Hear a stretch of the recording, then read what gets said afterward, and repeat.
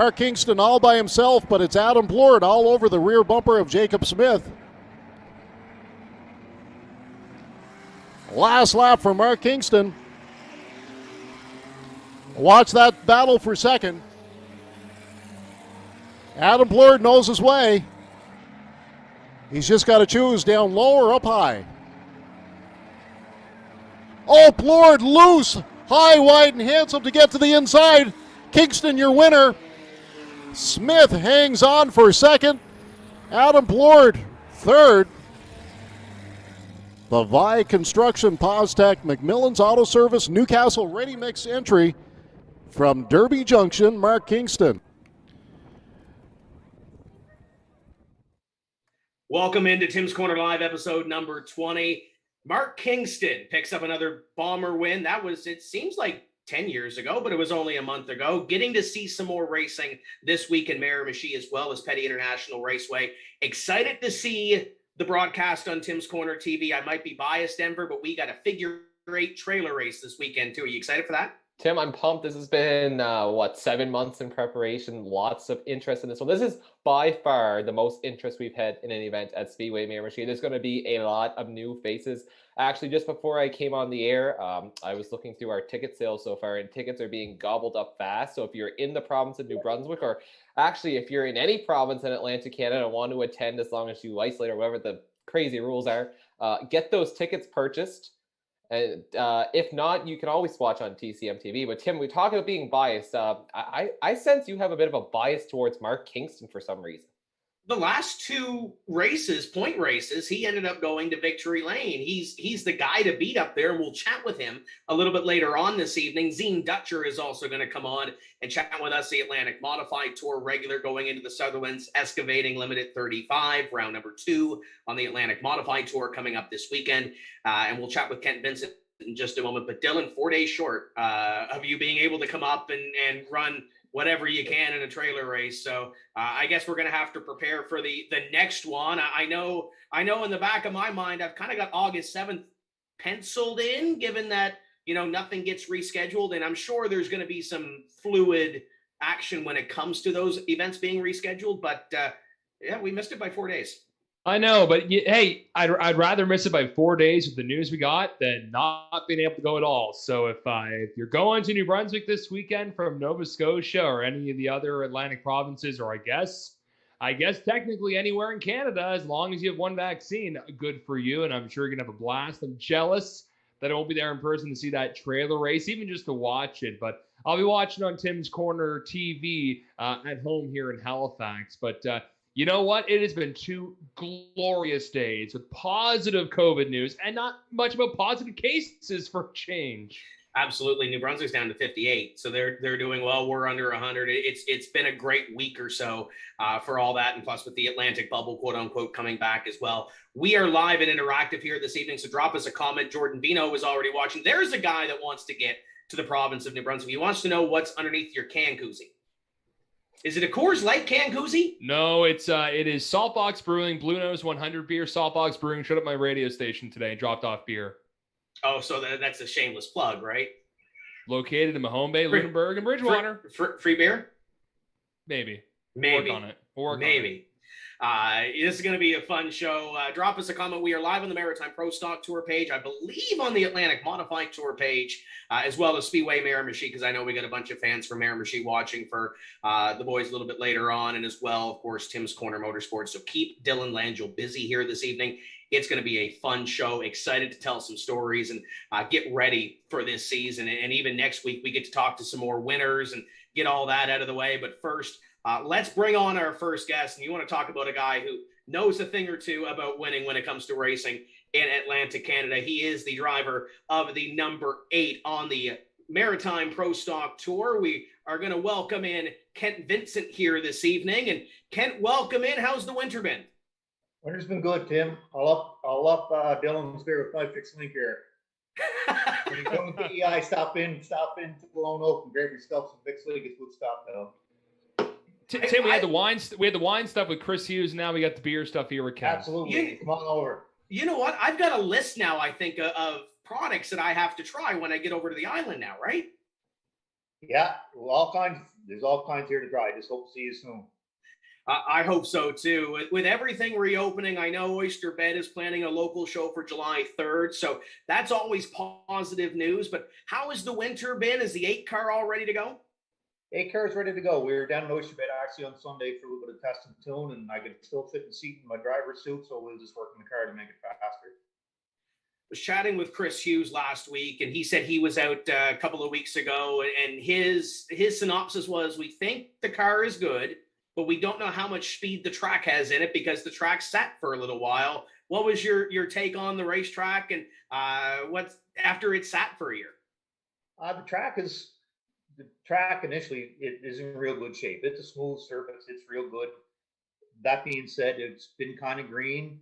We're hoping it's a little bit slower than what it normally is there. So I'm on the same side of the fence as Chris is as far as that goes. So anyway, hopefully July 3rd, the boys will be able to put some rubber down on it, and we'll get back to normal there soon.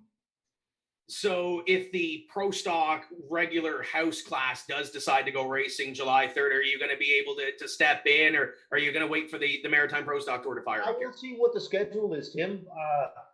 It'd be a lot of fun. The quality of cars that would be there for that first race would be phenomenal. I mean, the local guys here, they got great equipment, great gear, and the local Pro Stock folks here too. It'd be a hell of a night of racing, I tell you that.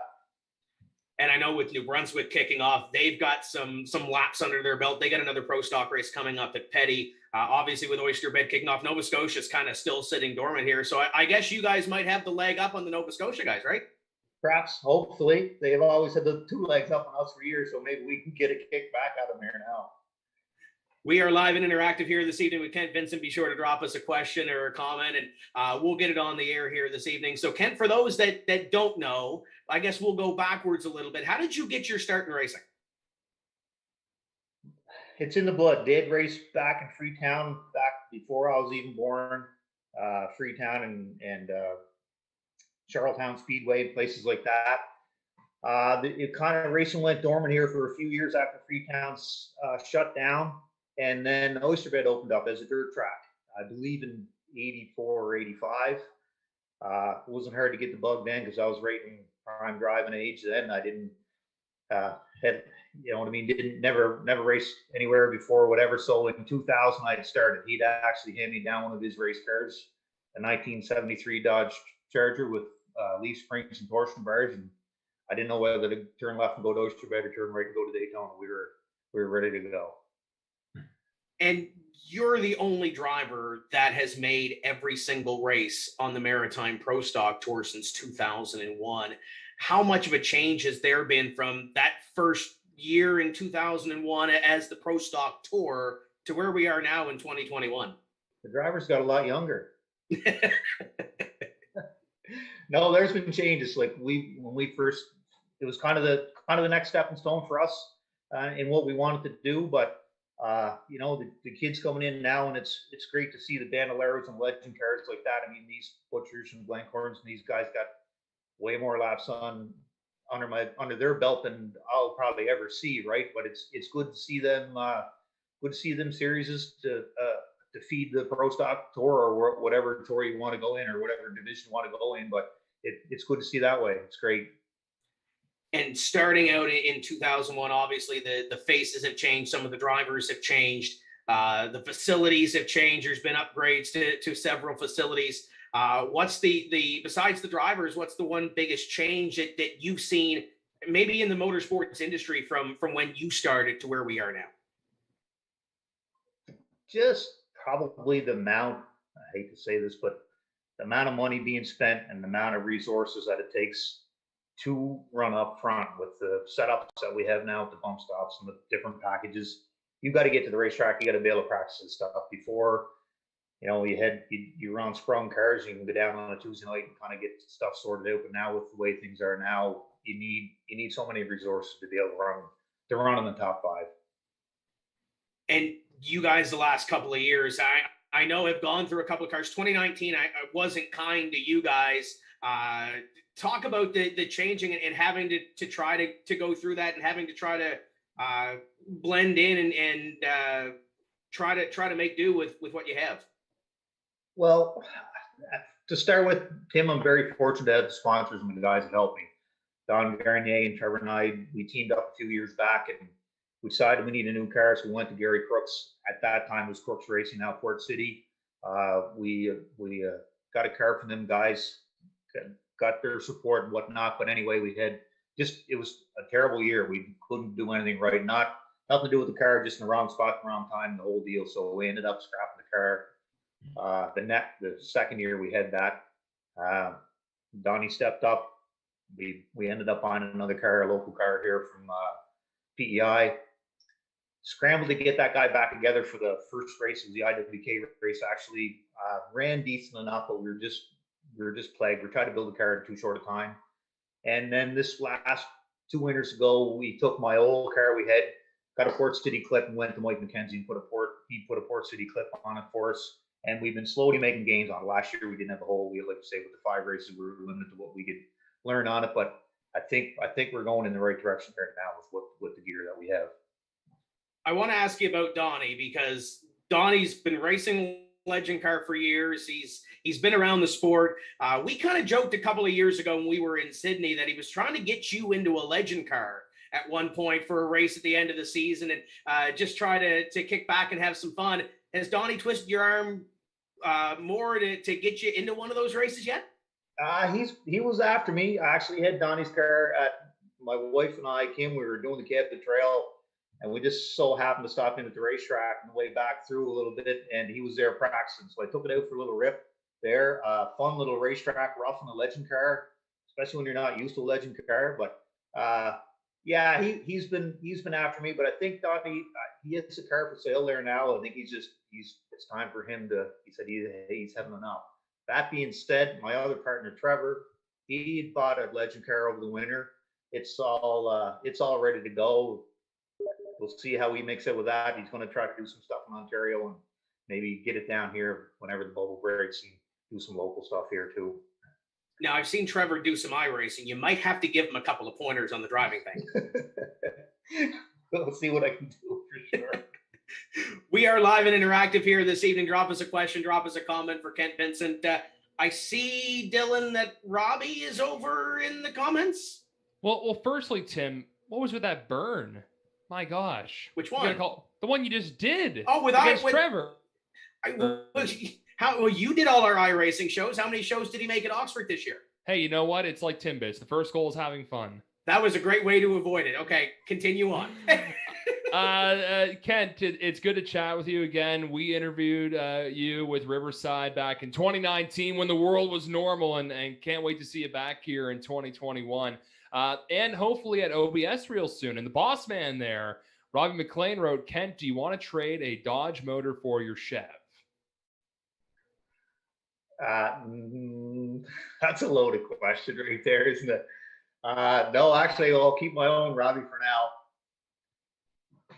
I got a question for you, and Tim brought it up earlier on the show.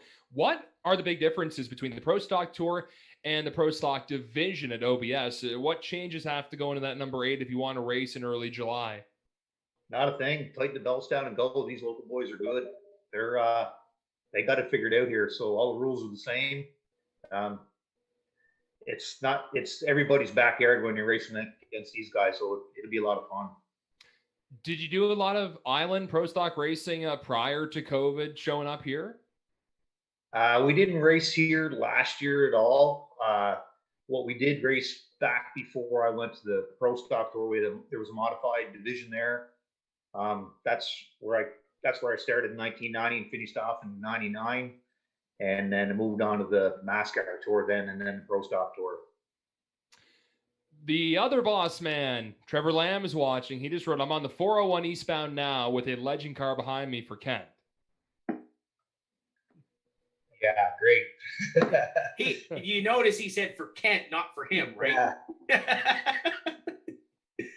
No, that's his deal. He's gonna wheel that guy. We're just gonna, for what you're saying, Tim, maybe lots of duct tape and pop rivets for the first little bit, but we'll keep him on track. It's going to be a good time either way, right? Trevor will have fun. Yeah, we'll have some fun. We'll get him down here, get some laps on the local track down here, and get the thing figured out a little bit for him. And hopefully, like I say, hopefully something opens up and we can get going.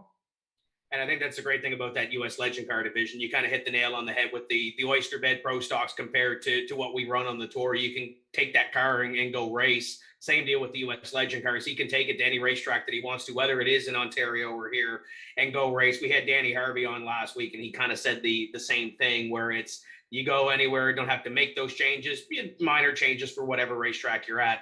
And go at it. I want to talk about fun. Let's talk about the IWK 250, because you get a couple of those trophies sitting there. What is it? It's hard to win that race once, any 250 once, let alone twice. Let's go back and reminisce about those IWK 250s. What do you remember about them the most? It's great. What I do remember most, don't get me wrong here, what I do remember most is in 2009, Wayne Smith and I racing for the win. I messed up and I didn't win it, and he won. Yeah, that stuff never goes away. I gave that one away, but in 2010, didn't have the fastest car all day. Kept our nose clean, stayed out of trouble, and we're in the right spot at the right time when it came down to it. So it was great. And I think that last one, that 2015 one, if I remember correctly, I think it was the one where DJ Casey and Robbie and all those guys were up there, and it kind of had the twists and turns at the end, and you guys ended up front and battling it out for the win. Those young guys wanted it because DJ Casey's obviously moved on and done some different things. Robbie's come into his own as a driver and won a tour race now. But at that time, they were hungry looking for that first win in the biggest show that we run. So what do you remember about that race, trying to hold off those young guns? I remember DJ racing me clean. I mean, he could have probably dumped me a few laps prior to the checkered flag, and he didn't. We raced clean and ended up winning. I certainly appreciate that for sure. So looking forward, obviously getting back to an IWK 250 would be one to check off the bucket list. Is there anything else you kind of want to get off that bucket list here before long? I'd like to win the Cat 250 or the Toromont 250. That'd be great. And never won a points championship yet. So, that stuff, I never reached the finish line here yet. So there's still stuff on the bucket list yet for me, I hope. The Riverglade International is a big show, and I know you checked that off your list a few years ago. What is it about Petty International Raceway that 8-car always seems to be up front? It's fun. It's a fun track. It's rough. It got different characteristics to it. Falls off coming out of 4. There's a bump going into 1. It's a fun little place. And Wayne and Ellen, the whole crew there, did a great job resurrecting the place, and they're doing great work with it. So obviously we don't know what a schedule is going to look like this year. July 10th with New Brunswick opening up almost looks pretty safe at this point, but who really knows what's going to go on. What are you most excited for on the schedule this year? Obviously getting back to normal is one check mark, but what are you looking forward to on the schedule this year? What are you looking forward to hit? I'd like to get back to Petty, get back to Antigonish for sure. 2 great places to go to, and seeing the people, seeing guys that you race against that we haven't seen in a year or over, nearly 2 years, whatnot. Get back with the normality of it, and get back with the camaraderie with all the guys we race against and fans. I want to ask you, you did some traveling as well. You did Jukasa a couple of years ago. How cool was that experience to go up there and check that one off the bucket list? That was neat. That's a beautiful spot. If you're ever up around that area, it's good to go. It's like our Riverside kind of deal. Beautiful facility, fast racetrack. We had a lot of fun there. We cut a tire down earlier on in the race, and we ended up getting in the wall. Didn't do that well, but it was a lot of fun. It's a beautiful spot as well. Now, if I remember correctly, I remember seeing pictures on Facebook that the boys posted of you and another fella from Knoll Road, Harry Ross White, drinking some beer. He was your spotter that weekend or something, was he? He come up, yeah. He wasn't the spotter. He was the backup. He was entertainment. Haas is a great guy.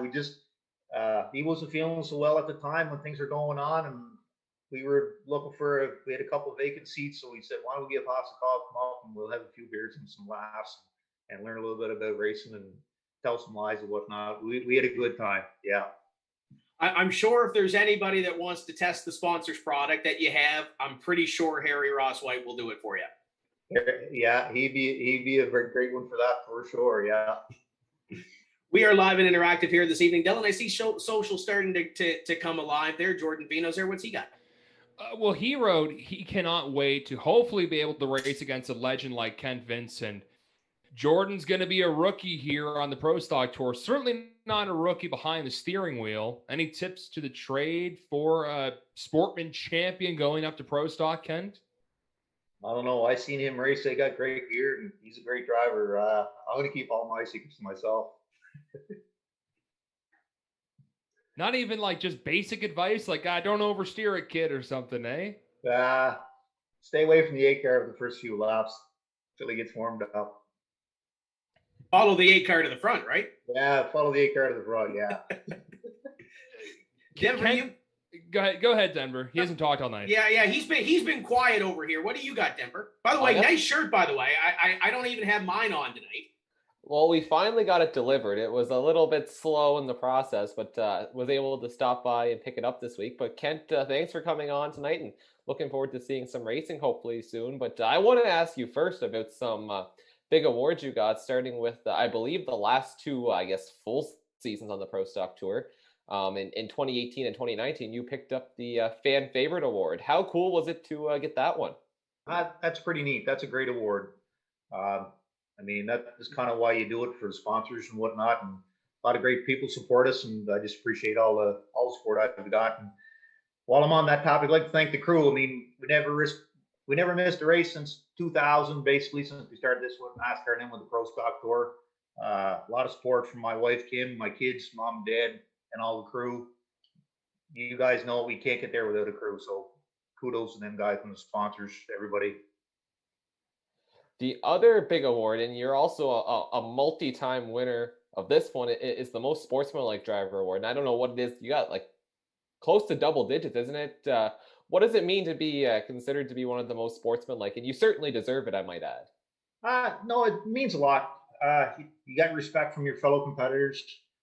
I mean, it's a great deal to get. Like it means a lot to me to have their respect and whatnot. And no, I certainly appreciate it. It's a great deal to get.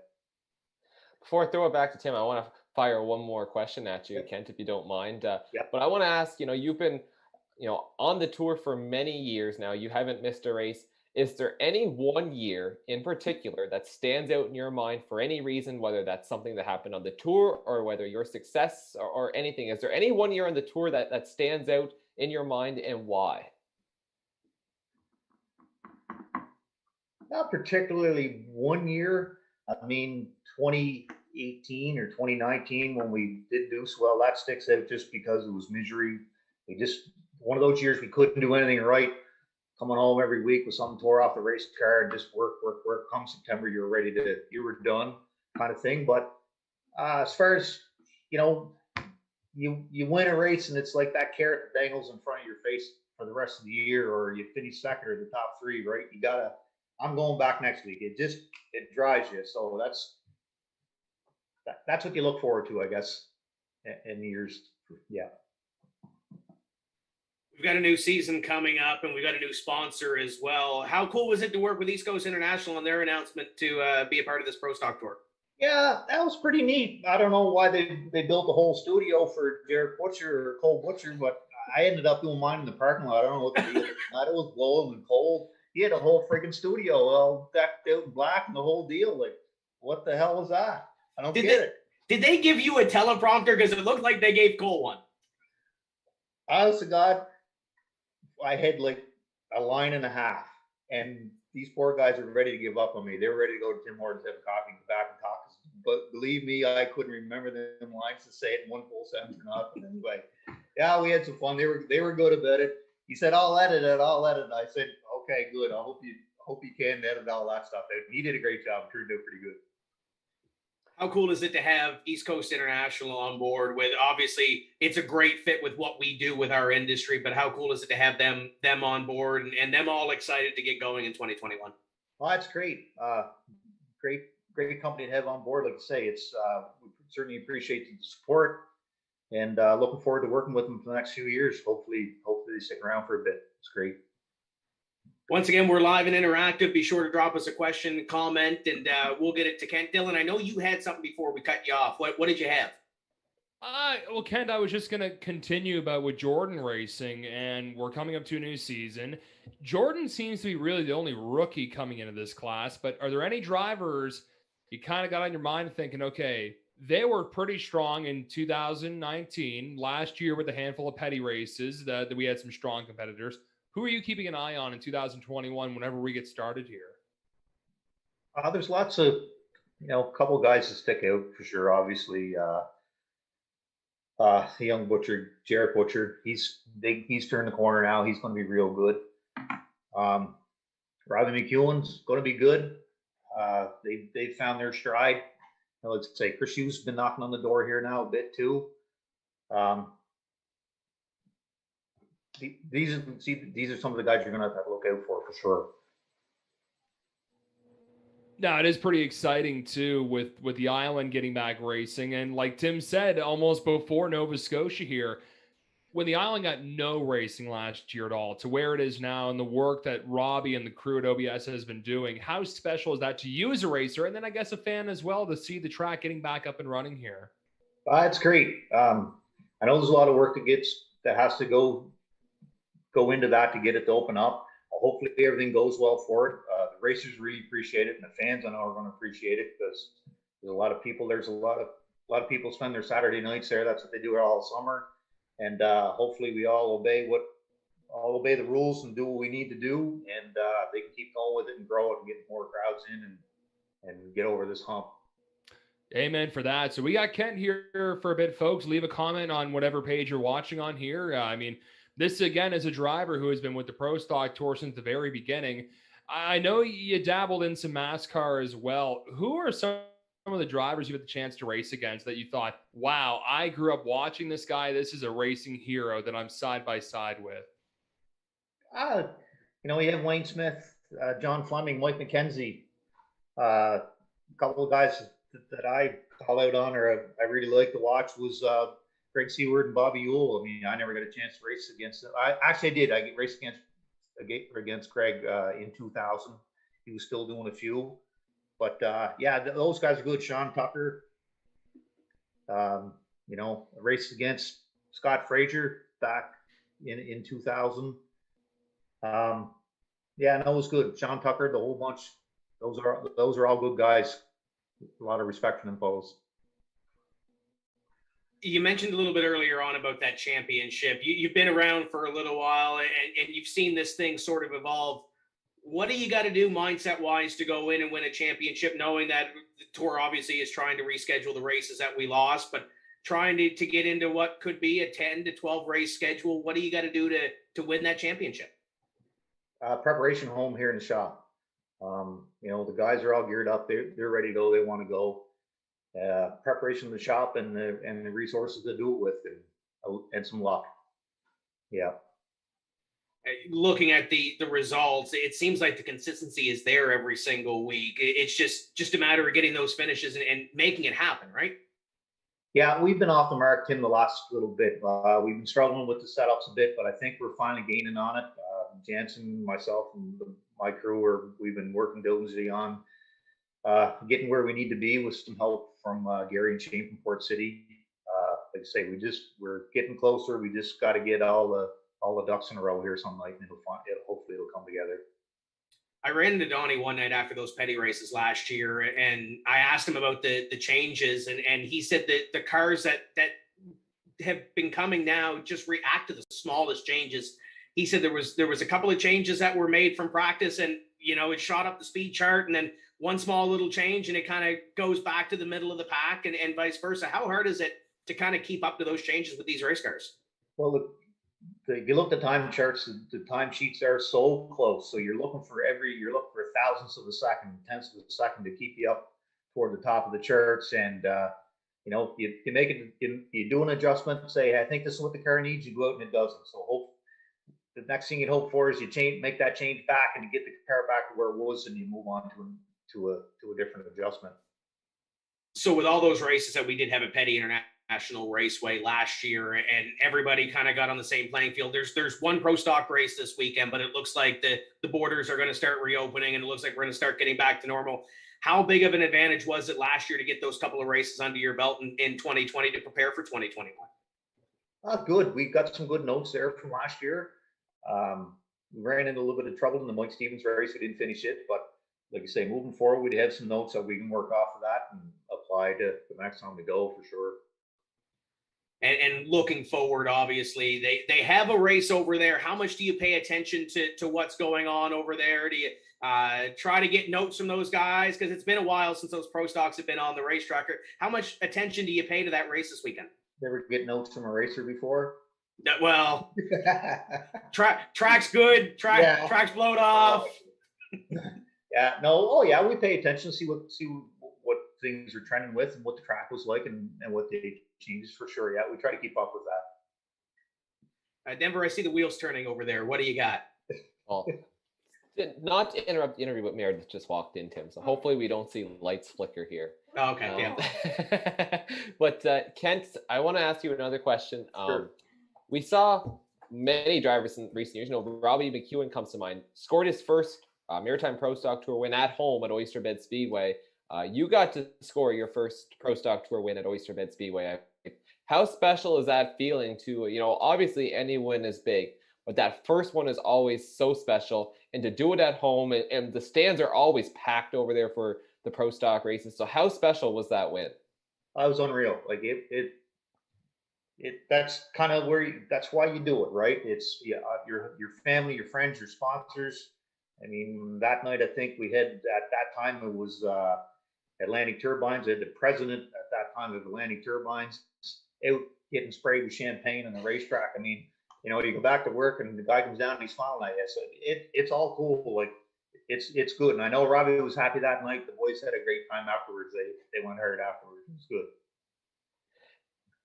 I can only imagine the party for, a win like that. And hopefully you get back into victory lane here soon. But, we've kind of talked, you talked about the, wanting that Cat 250 win. Would it ever be on your mind, if you got that win, to go for all three 250s and try to score that Triple Crown with the 250 at 660 that only one other person has done so far?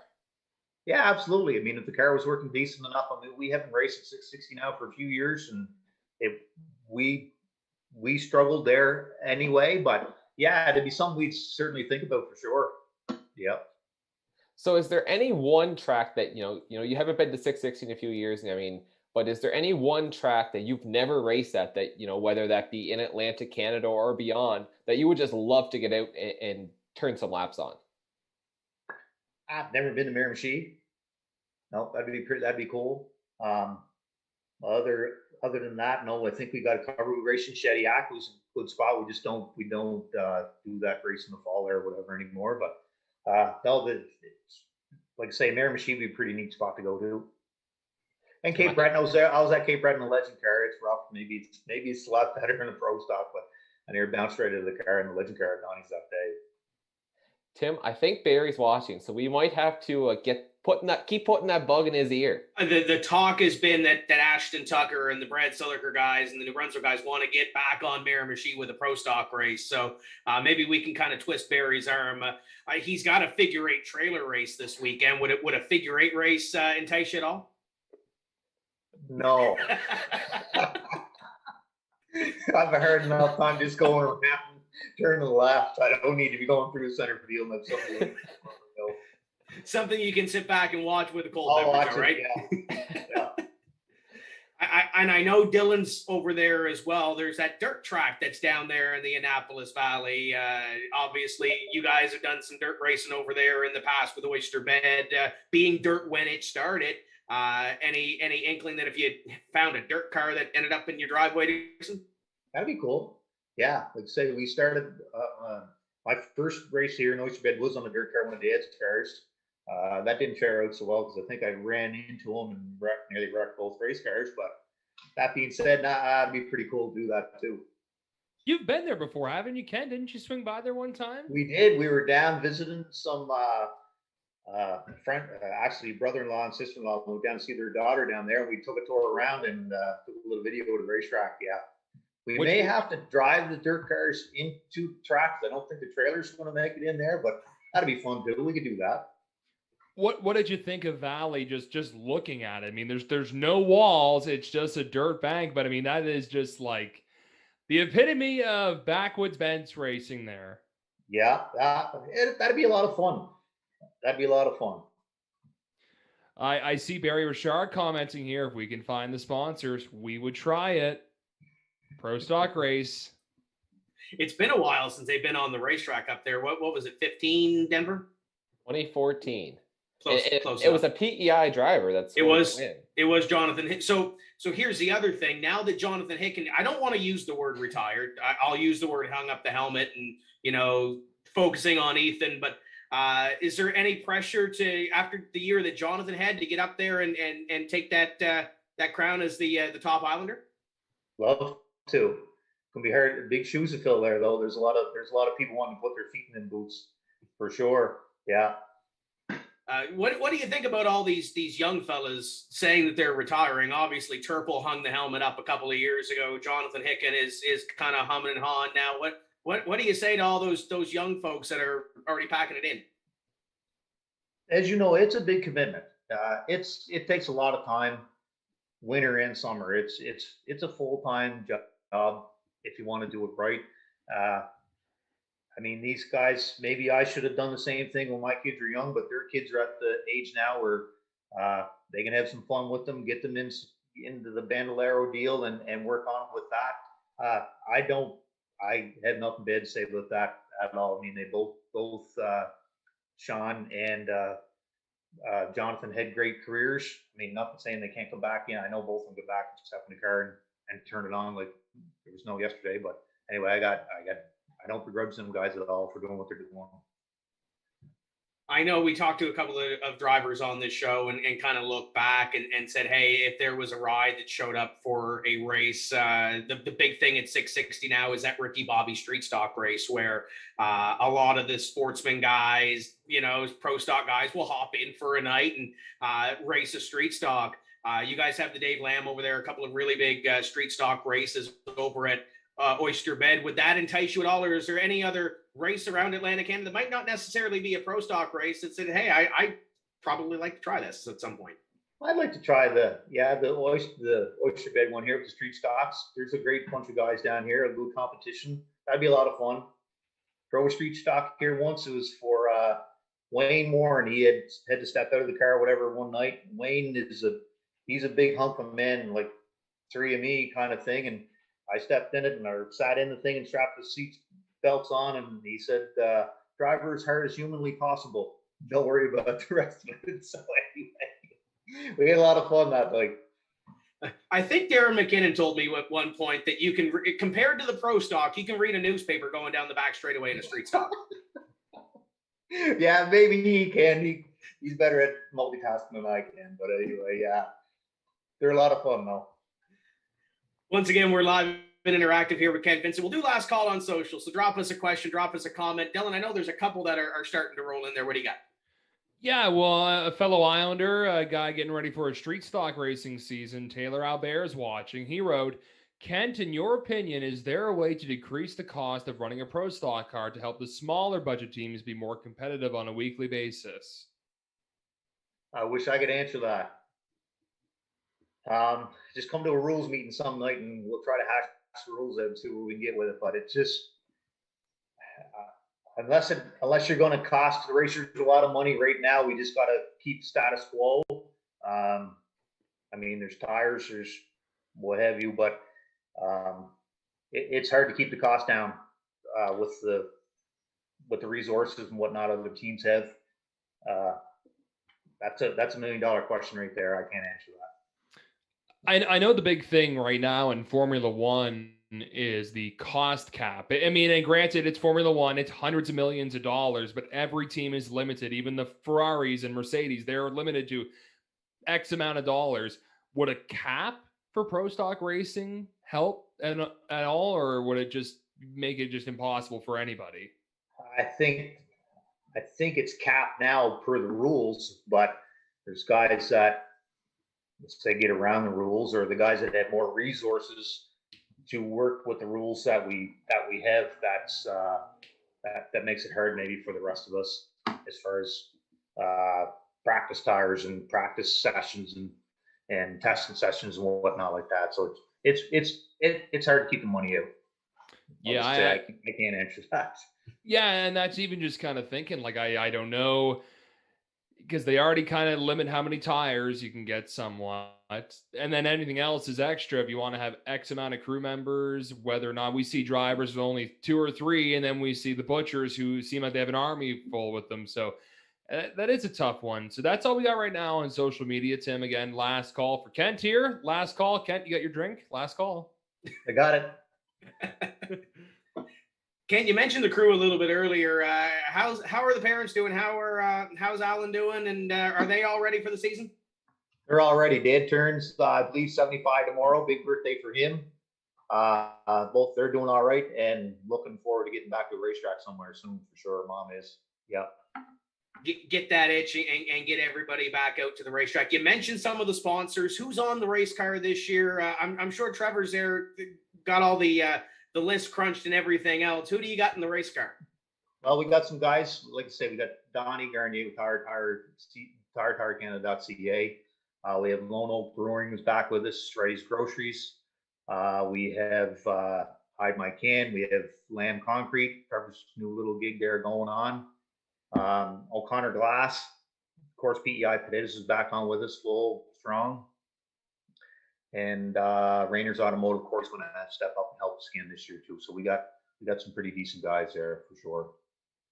So for that first race, wherever it may be, whether it's the weekly show at Oyster Bed, whether it's the tour race at Petty Raceway or Riverside or Scotia or wherever it may be, what's the goal going into that first race? What are you going to be happy with when you leave the racetrack?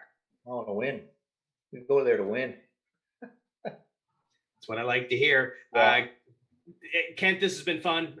Great to have you along. We'll get you on at some other point this season as well, because I know there's going to be a couple of victories with that 8 car. You're long overdue to get to victory lane. I hope you're right, Tim. I hope you're right. Thanks for having me on, for sure.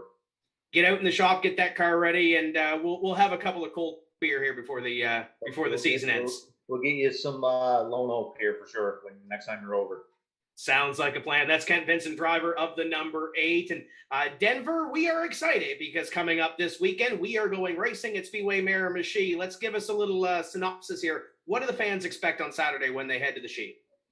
Well, Tim, the fans can expect this is more than just a race. This is more than just a demolition. This is going to be a true experience. You have to experience a demolition at Speedway Miramichi. And this one is more special than potentially any we have seen in recent memory because there's a new, I guess you can call it a preliminary race or a co-headlining act, the inaugural Figure 8 trailer race. We are going to take these crazy drivers and, we call them crazy, but they are talented at what they do. They're going to hook some trailers onto the back of their vehicles, and they are going to, send it through the Figure 8 course, the only paved permanent Figure 8 course in Atlantic Canada. So that just tips the iceberg, Tim, because we have Atlantic Modified Tour, Sutherland Excavating 35. And before we go to the stock car portion of it, though, I want to ask a question, and I'm sure Paul has it going through his mind here when he's looking at the graphics and everything else. Is it a camper trailer? Is it like what kind of trailer goes into this? Is there any teching for the trailer per se? So it's pretty wide open. We love to see camper trailers because they make an even bigger mess, and we want to put Barry to work. He's got to earn his, he's got to earn the pay. We want the track owners to work hard for their money and work hard for those fans. So in this case, we want Barry to work hard cleaning up next week. And the camper trailers are sure to make a mess, but really it's open. A lawnmower trailer, utility trailer. I'm hoping we see some boat trailers with some old boats on them. Anything you can think of pretty much is legal. So there is a little bit of like a size restriction. So there will be a little bit of teching. We can't have anything that's going to damage the track. That's going to be important. But, it's pretty wide open. If you find a trailer, bring it up. If you have an old trailer sitting in your backyard, whether that be a camper trailer or an ATV trailer, anything, and you want to get rid of it, message one of our drivers because I'm sure they're looking for some still. So it's going to be wild, to say the least. You mentioned stock cars, so we're going to talk about the modifieds in a second with our next guest, but we got street stocks, we got mini stocks, we got bombers. It's a full card for anybody that hasn't been to Miramichi, that now that everything's kind of starting to open up, it's a full card. It's stock cars and it's also demolition, right? For sure. Like I said, Tim, this is a true experience. This is not just a race. It's not just a demolition. It's a full event. It's almost, you can think of it more like a festival. You're going to get your money's worth. It's $20 to get in, but it's not going to be your standard 3-hour show. It's going to be a little bit of a longer show. But that's what Speedway Miramichi is all about. And that's what makes it so great is when you come here, you're getting this full experience. We've always said, I don't think there's anywhere else in the world you're going to see a stock car race. You're going to see a demolition derby, an endurance race, a burnout competition, a figure 8 race, all of the above and then some, all in one place at one time. So this is going to be one of the most exciting events we probably ever see, and you're going to want to be there. Now, you mentioned the Atlantic Modified Tour. Let's who do we have coming up here? Introduce our next guest. The driver Coming up next is the driver of the Flying 55, and we're going to have to ask him where that nickname came from because I believe there's a story behind it. He is a former Riverglade International winner in 2002. He's got a championship at Petty International Raceway. Hell, he's won everything there is to win in Sportsman in the late 90s and early 2000s in the province of New Brunswick. Took a little bit of time off, dabbled here and there in some different stuff, but in the last 2 or 3 years, he has returned behind the wheel of a modified. Zean Dutcher is on Tim's Corner Live. Zean, welcome to tonight's show. Thanks, guys. It's nice to be chosen to get on this year's show. Can you hear me? Yeah, we got you. We're glad to have you along for the ride, and I figured Denver would know your stats better than I would, and probably better than anybody else would. But are you excited to go back to your home racetrack this weekend? Obviously, with Petty opening up and everything starting to open up, now you get to go back to your home racetrack with that Atlantic Modified. How excited are you for Saturday? Yeah, I'm excited. Out of the 3 tracks, our setup seems to be the best at Miramichi. We've been working on it. Last year, we worked on it and weren't as good as we wanted to be, but we stayed consistent and we had a good run the last run there in Miramichi for the season, and you need a little bit of luck, right? So anyways, we had a podium car and we ended up getting a front flat, so we had to drop out and we missed second place by 2 points, but that's racing. It always seems like the end of the season is a scramble, especially with the shortened season that we had last year. It started off on the right foot this year, though, in 2021, really strong in that heat race, and a podium finish to back it up in the feature. Take us back to a couple of weeks ago and take us back to your day at Petty Raceway. Yeah, the car felt good. Like, I took it down for a little test there, Miramichi Thursday night, I do believe. The car felt good. There was no mechanical issues or leaks or anything, so that was good. And the car felt good at Petty. And yeah, we had gotten Travis there, but the caution came out there with 2 laps to go. So, and then Joe and I got together 4 laps into that feature, and it was a real handful. So I was thankful to really get a 3rd place finish. But this is the thing, like, that could be the difference come the end of the season for points, right? But there was a lot of bent up stuff when we got it home on the front end, and it was a handful to drive. But anyways, we managed. We had Travis on here last week, and he talked about putting all those extra hours in the shop to get ready for that home race and really get ready for the season that's coming up, because you guys have a very busy stretch starting to form here. But how many hours did you spend in the shop trying to get that thing all ready to go for what will be Saturday? Where do we start? That's pretty, I don't know. I'm kind of, oh, wow. I got 3 cars. So anyways, I've been working pretty much every evening for the past 3 months.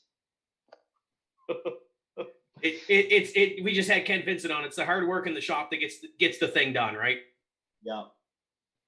We are go ahead. Work at night to get anything done. And it's so short with everything going on, and especially with the turnaround. I'll ask you about this before we go to social. We are live and interactive, by the way. Drop us a comment if you have a question for Zean Dutcher. The turnaround time here for this next week, Miramichi Saturday, and then you turn around fairly quickly and go to Speedway 660 the next week. So you had a couple of weeks off, obviously, with the season kind of being delayed. It was kind of slow getting going, but now it's coming, and it's coming in a hurry. What's the mindset for these next couple of weeks? Not only Miramichi on Saturday, but turning it around and heading to Gary the next week. Yeah, there's some stretches there this year that are going to be challenging. Like, you really got to look after your car. Try not, get busted up, because it's enough work just to maintain the car, check it all over, and try to tweak on it to get it faster and things like that. So, yeah, you really have to look after your car and try to stay out of trouble, especially when you got back-to-back weeks, because yeah, I've been down that road, a lot of late nights. we see all these young guys coming up through the the sports ranks and the pro stocks and making their way up to the higher ranks. You guys, you got the Travis Conroys, Justin Beers was in there for a little while, Ryan Messers. There's been a couple that have made that leap up, but to see yourself, Eves McRae, Doug Matchett, Joe Hoyt, the older guys kind of putting on the show every week. How cool is it to have those guys there and trying to fend off the youngster that won race number 1? Yeah, no, he's good for a division, the sport. It's great to race against Eve again, and I've never raced against Joe and Doug and those guys, but it's really good to race against those guys as well. And there's a good mix there. It'd be nice to get maybe a few more young people. That young Savoy, that's good. It's just adding to it. So, and there's talks a few other people. Jonathan Dixon, he's really interested. He wants to get into it. So I think we have a real good looking bright future for the modifieds. It's kind of like a melting pot. When you look at the legends in Nova Scotia, where you have the guys like Cy Harvey and Darren Shearwood and the guys that had run Sportsman and Pro Stock, and they've kind of settled back into the Legends division, and you have those young kids coming up. It's almost like that same way with the Atlantic Modified Tour in New Brunswick, and I know the Legends haven't really gone to that step in that province yet, but what's the attractiveness of the Atlantic Modified Tour that drew you to this series? Well, one, it's pretty cool because I'm racing against Steven and Chris, and they used to be in my pit crew back in the day when we were running Sportsman, and so we're running against one another, and they got me into it, I would say, and it's a great division. It's really, I think it's the best bang for your buck. We're running good speeds, and it's easier on the pocketbook compared to some of the other divisions. And I like the look of them and stuff. They just have their own unique look.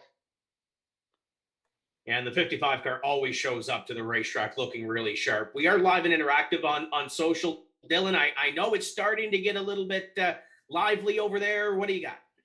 Yeah, for sure. Zane, great to chat with you. Just wondering, Saturday, that trailer figure 8 race has no interest for you? Anything, sure. If offered a truck or a car to race in that, would you go in the figure 8 trailer race? Sure. Denver, come on, get this lined up. Well, I think Barry's the one that's got to look after that. I'm sure he's all these. Let's talk with the grudge race cars, so I'm sure he can spare one for the trailer race.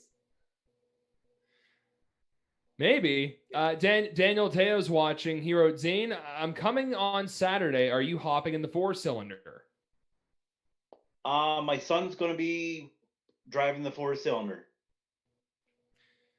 Is there a big... Tim, were you going to say something? I was going to say, didn't you drive the 4-cylinder last year in the mechanics race? Yeah. Isn't that kind of like over qualified for hopping into one of those races? Yeah, there was somebody else that was supposed to go and they didn't. So I said, well, heck, I'm going to go out for a run. What you need to do next year is you need to kind of go incognito and go in the staff race, because we got somebody over here that seems like he won the Daytona 500 with that. Yeah. There's a couple of people there. They're just like, you were in that car, weren't you? Yeah.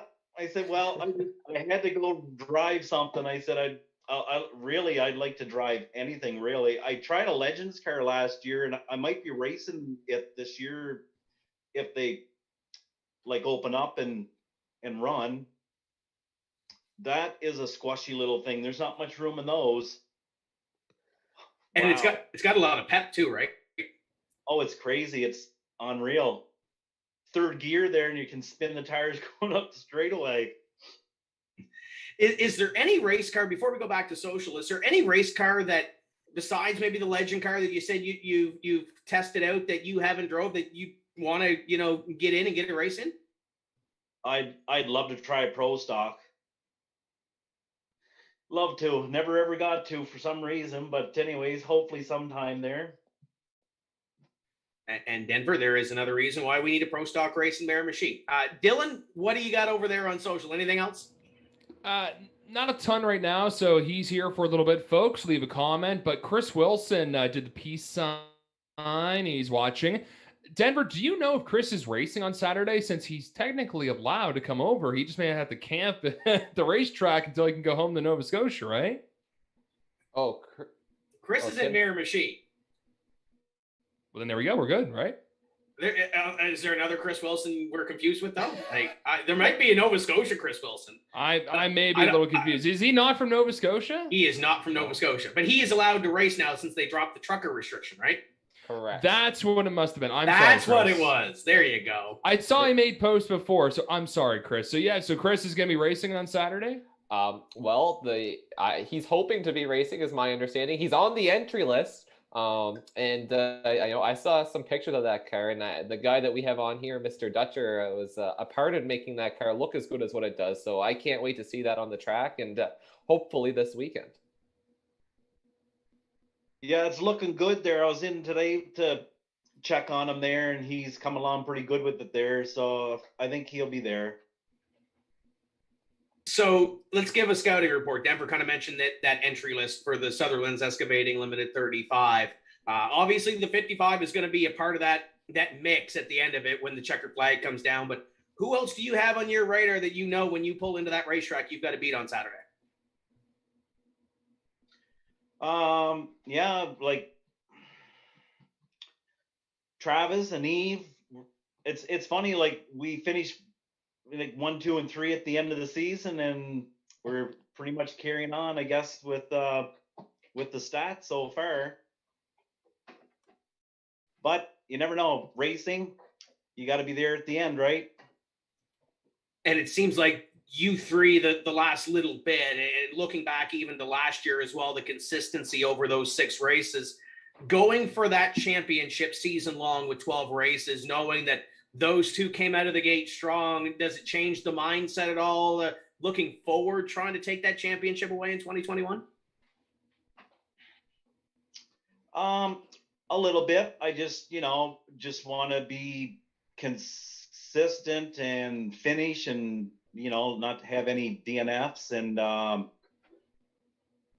I just want to get a little bit more speed out of the car. So I think we're good there. Just got to just keep plugging away at it. There's some late nights, but hopefully overall it'll pay off at the end.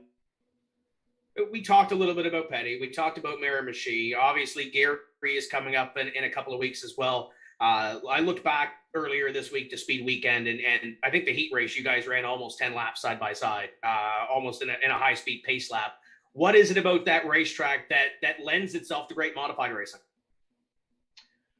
I always liked Gary.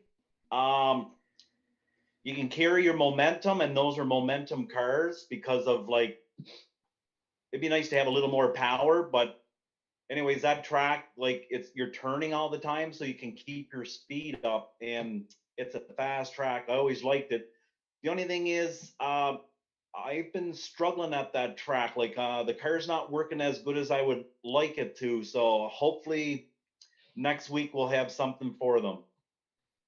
We asked Travis about the doubleheader. You guys kind of did that last year on Speed Weekend, but it was a Friday and a Sunday. You kind of had the repair day in the middle if you needed it. They're both for points this year, though. When it comes to that July weekend in the middle of the season, how do you set yourself up mindset-wise going in, knowing that you have a Saturday and a Sunday double, and it could change the complexity of the points? Yes, for sure. So you have to try to have as many parts available, be prepared for the worst. Just be consistent. Try not to, win the first couple of laps. Try to be clean. Just stay out of trouble, and just do the same thing that you always keep doing. Is just try to be there at the end when it's most important, and just try to take care of your car. When we talked to Ken, he talked about the IWK 250 being the big show for the Pro Stock Tour. It seemed all the people there. You guys run some big shows in the province of New Brunswick. The Very Best Fall Shootout, the Atlantic Championships is back on the schedule this year. The Mike Stevens Memorial. You look at Speed Weekend, obviously, as being one of those big shows that everybody goes to. How cool is it to be a part of those shows with the Atlantic Modified Tour? Yeah, it is really cool. I missed going over there. It's been quite a long time, and it's always been like a really fun weekend. It's good for the sponsors, lots of people there. You see a lot of people that you haven't seen for a while. So it's all in all, it's really good, fun weekend. And it's nice. I like that Friday race and the Sunday race doubleheader. Gives you a little bit of a break on Saturday, right? Yeah, exactly. And then Friday you can kind of use that as a tuning like for Sunday's race. And it changes a little bit too, because that race is the nightcap per se on the Friday teaser. And then Sunday you're in the middle of the heat. How much do you have to kind of prepare and change on that front besides, unloading Friday night and trying to dial the thing in? Yeah, exactly. You're going to have like a tight track, and then it's going to be loosening up during the day, right? So yeah, you just gotta adjust for it, and hopefully you adjust it the right way. Okay, Mr. Staff Race, I see your wheels turning over there. What do you got for Mr. Gutcher? Well, it's a good thing Paul doesn't have iRacing tonight, Tim, because we might go a little long. So I have a lot for Mr. Dutcher, so I apologize. We are still a 2-hour show, by the way. Okay, well, we will try our best here. But Zean, first of all, so for someone that's new to racing, maybe doesn't know the history you have, you've been racing for a long time, since you were 16 or 18. Why don't you take us back and tell us about how you got your start in the stock car racing? Well, my dad and I, we always went and watched races, the International and the Clattenburgs and the Frasers and Don Biederman, and the list goes on, with those guys, Seaward. And so anyways, my father would say, we're going to have to build a car one of these years. And I kind of waited, and then I was good friends with Jeff Patlis, and we always kind of hung around with his dad, because he was racing Clarence and the McRae's, Raymond and them. And anyways, Jeff's father got a newer sportsman car, and the one he was using the year before was parked outside. So I said to Jeff, I said, "What's your dad going to do with that old race car?" And he said, I don't know. I said, well, we should ask him. So we asked him, and anyways, Clarence said, you can have it, but I want the motor out of it in a couple of weeks if you can find another engine. So we decided we were going to go in the Dukes. So we had to cut a few pipes out, because it was a sportsman car, to make for the rules for the Dukes. So we ran the Dukes for, I'm not sure, this is when we were 15, so it was 1988. And the reason why, I don't know, the number 55, I kind of liked it, but we picked out this paint scheme that Bill Parsons had back in the day, and it was 55. So we painted up, put the 55 on it, and then about a month or so, there's, I don't know, 6, 7, maybe 8 Dukes, and they decided that they weren't going to have Dukes anymore because there wasn't enough cars. So I was all pumped up. I said, well, the heck with that. I'll go to Sportsman then. So I put the pipes all back in. I went and got some sponsors and bought some 10-inch wheels. That was the first year that they went with 10-inch wheels and jack and bolts. So Raymond helped me, and Murray, and so I won one race in my rookie year there in Miramichi. And then the next year I started racing on Wednesday night at Petty's, and racing in Miramichi on Saturday, and the odd time in Riverglade on Sunday, three times a week. I don't know how we did, but anyways. So, you got to race in what we call the glory days of sportsman cars in Miramichi back in, the 80s and 90s when there would be 20, 30, maybe more cars. There was B features and all that. Describe to someone who wasn't around back then or maybe didn't get to experience it, just how incredible, those days of the stock car racing in the sportsman class were at, it was McKay Speedway at the time. Yeah. Yeah, like the stands were packed. There's people like even along the fence, and the pits were packed, and there was a lot of cars from everywhere. Like Tim Barrio used to come all the time, Billy Somerville from St. John. Jumpins, I just mentioned his name the other day there, the 51 there from over Fredericton Way. Larry Gulliver. Larry used to come all the time too, and then there's a lot from up north. Brad Mann, Blaine Moses. There's quite a few like from up there, and then a lot of guys from Moncton. Yeah, like Tim Rogers and Paul Lewis and Roger Sears, and the list goes on. A lot of good racers, a lot of good cars, and then there's a lot of people from here too. There's probably at least 4 cars just on this Southwest Road. And it's kind of like that right now. There's 3 or 4 modifieds on this road. So While we're talking about that, we've seen the transformation in Miramichi, the growth in the last 2 or 3 years. When you first got back into a modified, there wasn't a whole lot of people in the stands. Car counts weren't that great, but what we're seeing now with especially the bomber class has 20 cars a race. There's, anywhere from 10 to 15 modifieds a race, lots of mini stocks, street stocks, and, huge fields of demo cars, and the stands have been packed. What is it like seeing the resurgence, I guess, of Speedway Miramichi? Yeah, no, it's great. I'm glad to see that because, Barry's effort and stuff, they're starting to pay off too. And it's a funny thing how the COVID kind of helped the racetracks, but it's great. We'll take it. I want to talk about some of your accomplishments, and the first one I want to talk about is you have a track championship at Petty Raceway back. This is sometime in the 1990s, I believe. Tell us a little bit about that championship because I believe there's quite a dramatic ending to it. Yeah, we had no radios really back then or whatever there, so I didn't know how many laps was left. And when I went in that day, I said to myself, it was between me and Jim Duke, and I was 3 points ahead of him going in.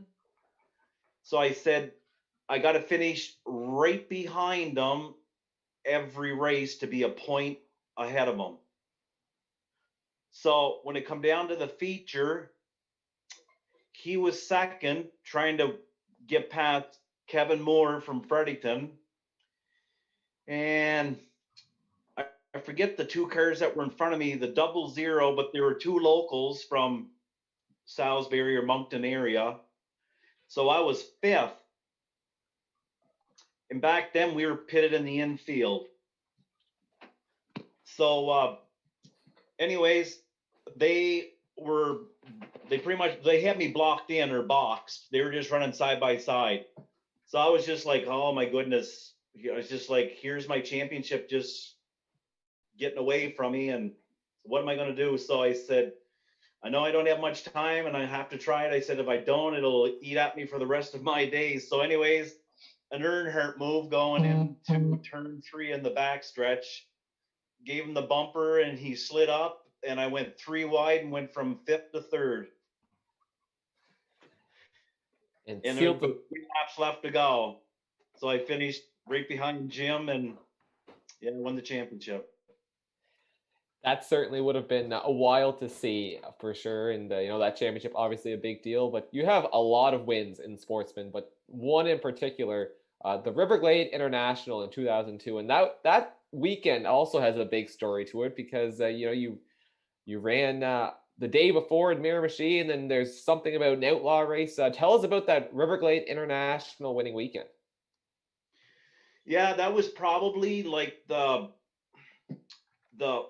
the most awesome weekend probably like of all our racing like sportsman days. We got through 2 seconds at Miramichi, won the feature, and then I never drove on slicks before, so we wanted to win the outlaw race after the international. So Jason Carnahan rigged us up with some slicks, and we qualified decent. And anyways, on a restart, we were up to about 6, and someone blew a tire or something in front of us, so we went back to 16th. I think pretty much where we had started at the first of the race. And we picked our way back up through, and I was in 3rd place, and Ken McKenzie Sr. was leading, and Wayne Wormel was 2nd. And they were running pretty hard at like side by side. So I said, I'm in a great place. I'm just going to ride it out here, and you never know what could happen with the two of them or whatever, right? So we were racing, and anyways, I don't know what, to this day, there's something on the track. I don't know what it was, but the three of us went into turn 1, and we were sideways.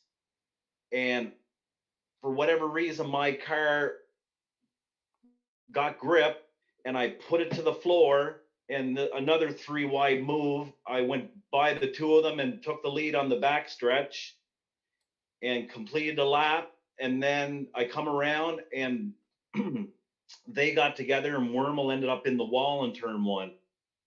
So there was a red flag caution there for a while. And then this was pretty cool. Who lined up beside me was Raymond McRae. So I said to myself, I know you're a good buddy of mine, but you're going to work for this because you already have an international and I don't. So I'm going to run the friggin' wheels off this. And I was up on the wheel, prepared for the restart. Anyways, I drove off, I think half a track there when the flag dropped, checkered flag. So yeah, we had an awesome car that weekend. And then we got teched. Everything was good. We put on the slicks, and we finished 4th. We even passed a couple of pro stocks. So the car was like on rails that weekend. That was certainly that weekend. Hearing the stories from that is some of the best racing stories I've ever heard. And then after your international, when you ran for another year or two, kind of stepped away for a bit, then you come back in the modifieds, and so far you have 1 win in the modifieds, but it was a big one. 50 lapper in Miramichi in 2019, where you outdueled Joe Hoyt. Tell us a little bit about that victory. Yeah, that was the car felt really good there. I had a good set of tires that I kind of put aside. I said I'm going to save those for that 50 lap. I had gotten them from Brad Silliker. They were a good set, like compared to what the rest of them I had. So that probably paid off a little bit, but the car was just really good that night. So it didn't take too long that I think we started 7th or something. So we got her, I think by 15 laps into it there, I think we took the lead. So we led 35 of them. But I didn't think Joe was as good as he was. I didn't think like he was getting up to me there. And anyways, he gave me a pretty good shot off of 4 there. And so then I really got up on the wheel there and said I got to drive her a bit harder there to stay ahead so I can finish this race, hopefully in the lead. So anyways, we ended up winning it. So that was good. You'll certainly be looking for another win this weekend. But before I throw it back to Tim, because I know with the time and all, we could go on all night, Zean, but I kind of want to throw a bit of a loaded question at you. And this one might come up to interpretation, but biggest feud or biggest rivalry throughout your career? Yeah, me and the Strathadam Streak. Yeah, at the Miramichi. So is there any stories with that? And by Strathadam Streak, I believe that would be Brian Ashton, correct? Yeah. Yeah, it was kind of funny there. I was gone away the week before there. I couldn't race, and apparently he wrecked one of the young Rogers from Moncton or whatever there, and I came back the next weekend, and I was on the outside pole of the heat race, and Brian was third, and I think it was that guitar there from up Jacket Riverway was on the pole. But anyways, he was like driving like really fast. I couldn't even really keep up to him, so I kind of lagged back, and they reflagged it. So the second time, it was the same thing, but except Brian come into the side of me and turned me, so I stood right into it, and we were like nose to nose on turn 3.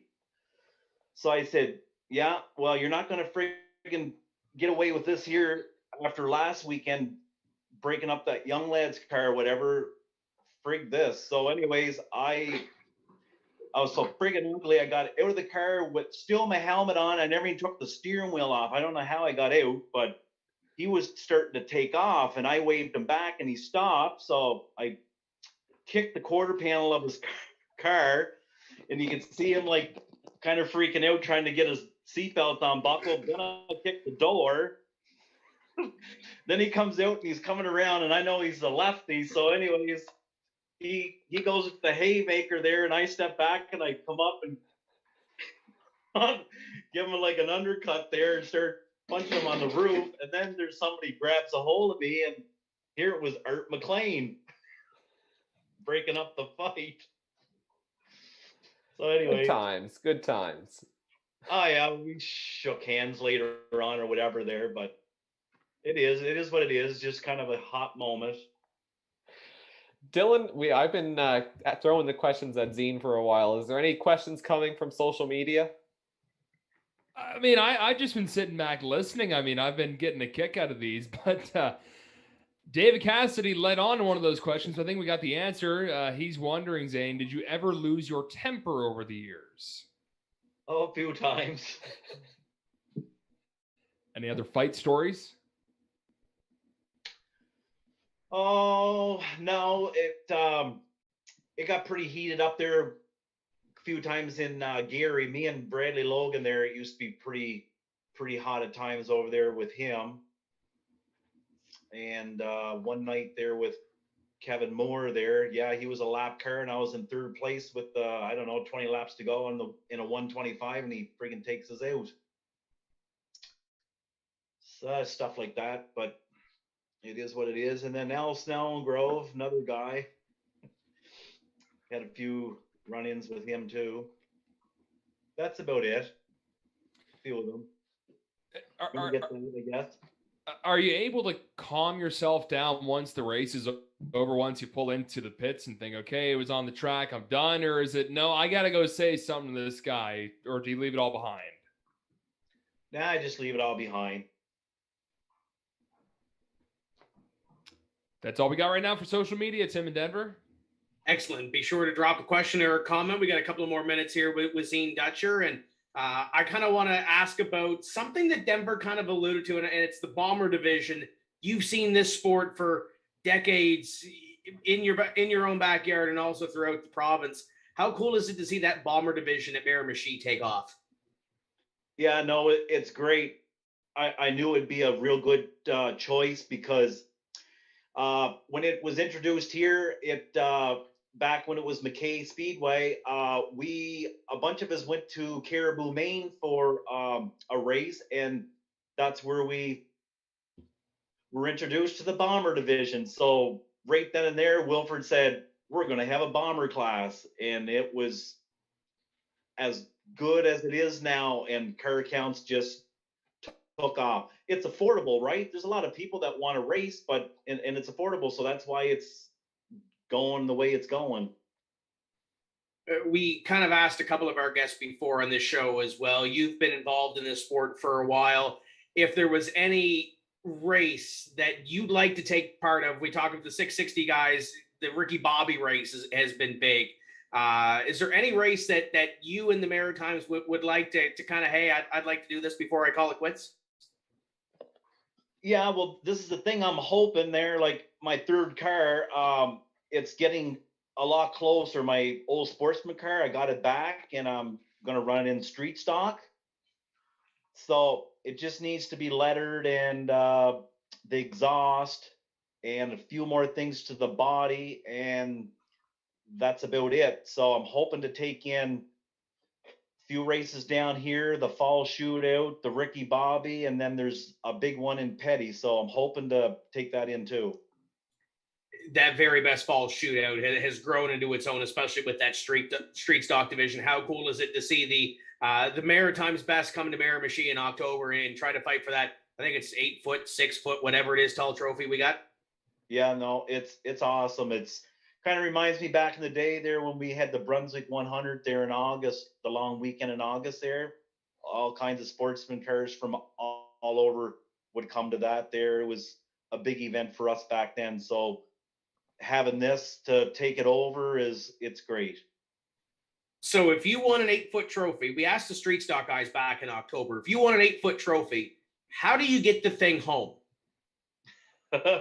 Right now, it would be a real challenge, but hopefully later there. Anyways, I got 3 race cars. I'm getting ready. My truck and a 36-foot closed-in trailer. So it's easy at that point then, right?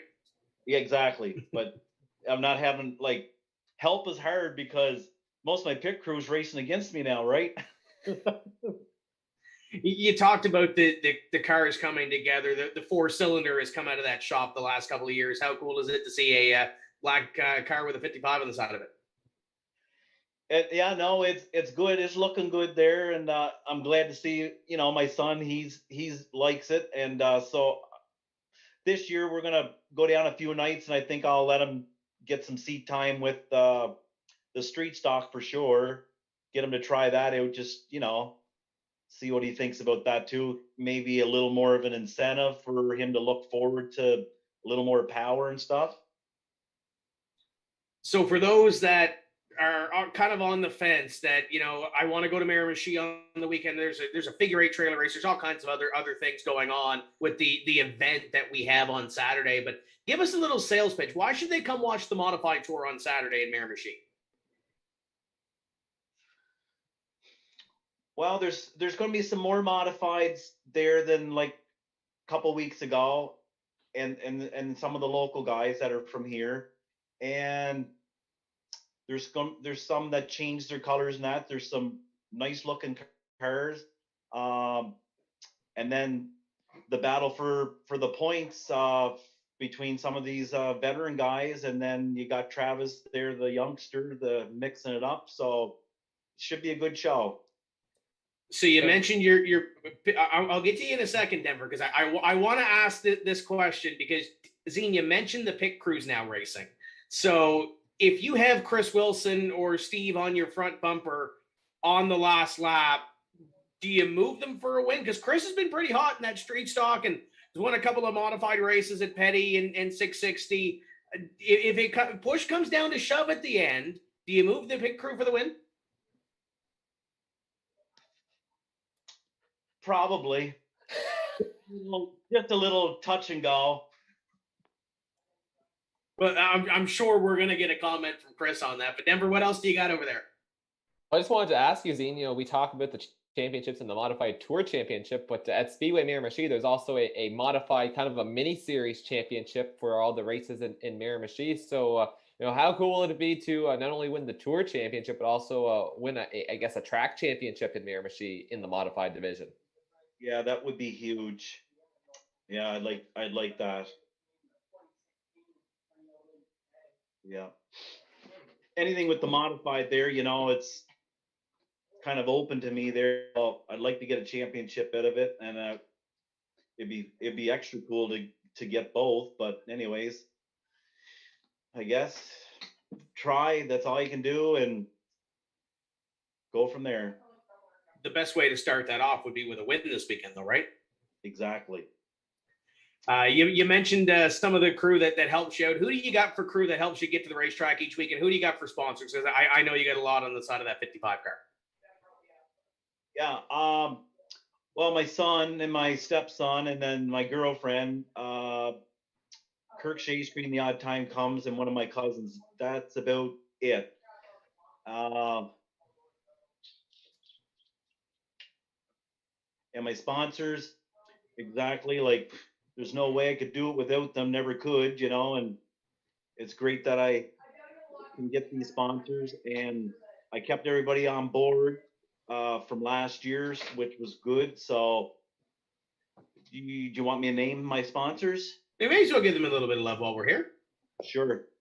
I want to thank all my sponsors: Greco, Rise and Shine Trucking, Castle Sheet Metal, Forever Flooring, McRae Construction, Luke Misha, All Star, G&G Brothers, Dawson's Drywall,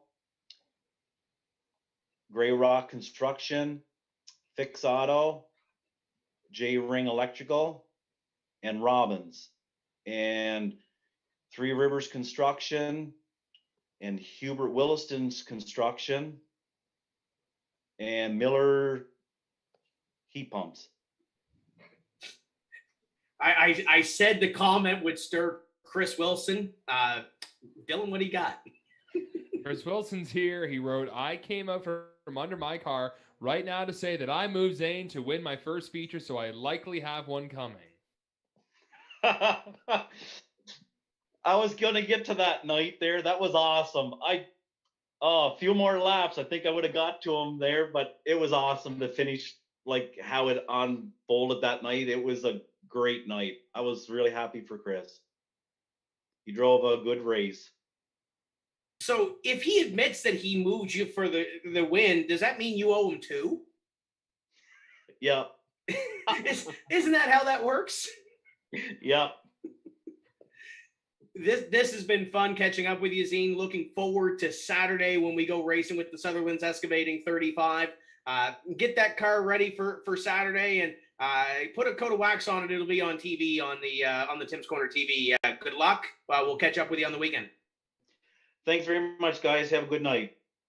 That's Zean Dutcher, driver, the number 55 in the Atlantic Modified Tour. You can catch them coming up on Saturday on Tim's Corner TV. Let's talk fantasy points, because I know this is a soft spot for Dylan, because Dylan, we didn't get to race last week. You didn't get to make up any points. I know, and I still don't like the point system. I have 2 wins. How am I in third? It's the Halifax point system. You have to be consistent. There's no racing in Halifax yet. We shouldn't be using it. This is the closest thing we're going to get for the next couple of weeks to get used to it. You're sitting back in third. Denver's got 2 points on you. Denver, you've been consistent here in the 3 races we've had.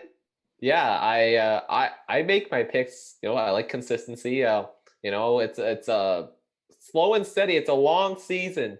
We saw that Kevin Harvick won a lot of races early last year in the NASCAR Cup Series season and did not win the championship. So don't remind me.